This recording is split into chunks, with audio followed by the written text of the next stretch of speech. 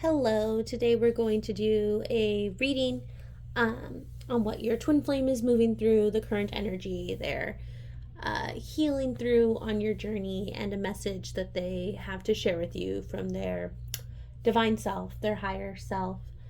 So, first, we will start with our archetype cards to get very specific about what patterns they're moving through and what they're learning and healing. My name is Susie, by the way. I'm a Twin Flame Ascension coach partnered with Twin Flames Universe, and I'll be doing your reading today. First card we have, okay.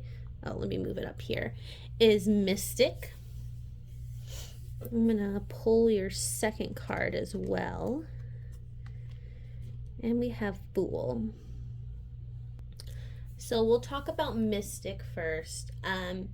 Mystic talks about your connection and your union with the divine, with the universe, with God, whatever your preferred name is for that energy, that one energy, right? So something I've noticed I tend to do, and I've been breaking a pattern of, and this card reminds me of as well, is doubting your connection to the divine. And if you notice, the shadow attribute of this card is delusional rapport with the divine. And that can happen. But in truth, when you are actively choosing love and to heal, that is truly divine. Like, you are in alignment with the best path and the best version of yourself. And so it sounds like your twin flame might be moving through not gaslighting themselves about their connection to the divine, and having faith in themselves and in this union and in this journey that they sense that they are on with you, to just know that this is real and love is real,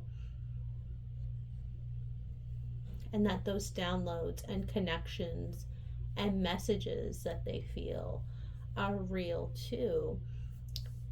And learning what that path is to building a deeper relationship with the divine as well.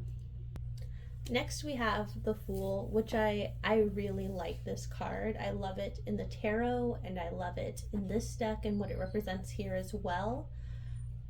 So sometimes when we're in pain, a lot of times, I'll say, I think you can see it all over the internet, in different comedians too, but there's a tendency to use humor to deflect from pain, or to cope with a painful experience or pattern or something else we don't know, or we're still learning how to fully confront and address. And so it seems like this pattern might be highlighted to your twin flame right now. They might be a very funny person. They might make you laugh a lot. I hope they do. That's a really cool dynamic to have with your twin flame. However, you want to use humor divinely. And the divine use of humor is just, joy, right? And up here in the light attributes, they talk about using humor to kind of point out the absurdity of essentially ego, right? Like hypocrisy, like things that aren't really love. And that is a function of humor too, and a very valid one.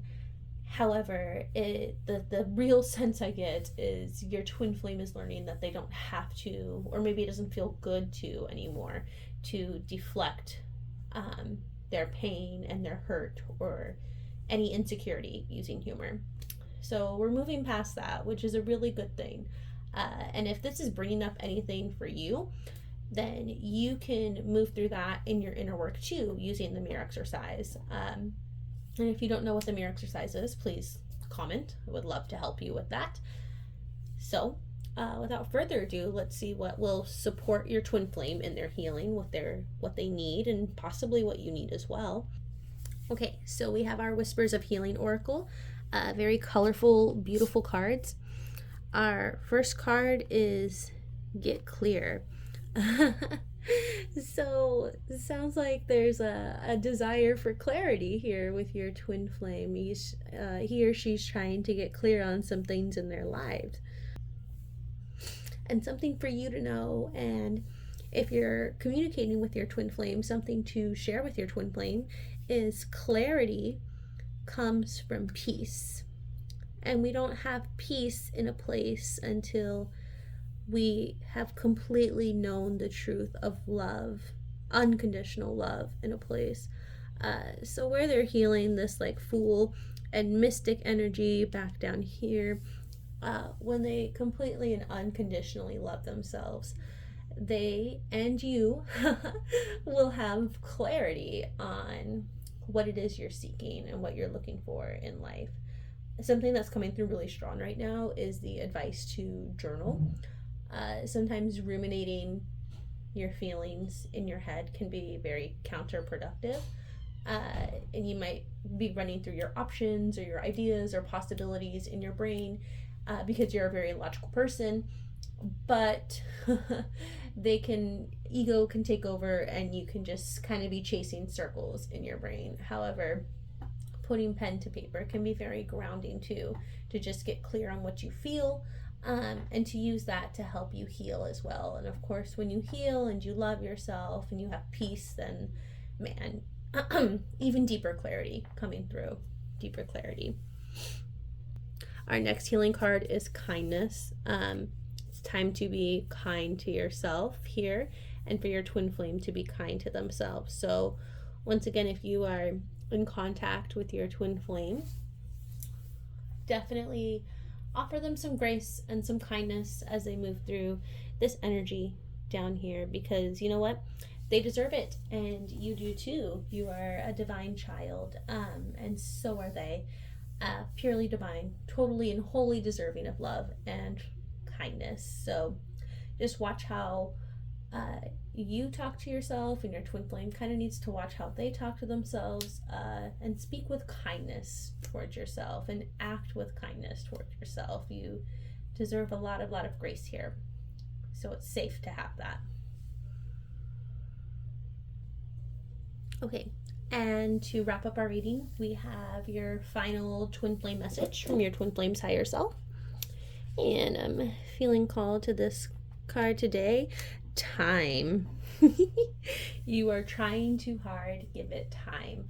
So what the divine communication with this card is, right, is you're trying too hard, is referencing maybe you're trying to control a little bit too much and you're a little too attached to the result or the outcome of what it is you're moving through. And so your twin flame is guiding you to just take a breather, release some attachment here, and just surrender to love. And that's what they mean by giving it time. This does not mean there's like a specific number of days or weeks or months that you have to move through in order to arrive at the place you're going, because it's not really about divine timing. It's about divine order, just moving through what's in front of you at the pace that is compassionate for you at any given moment. So this card just is giving you that grace, a lot of grace here, to surrender and to trust and to release some control. So I challenge you to do that, and I hope you have a good rest of your week. Thank you for listening.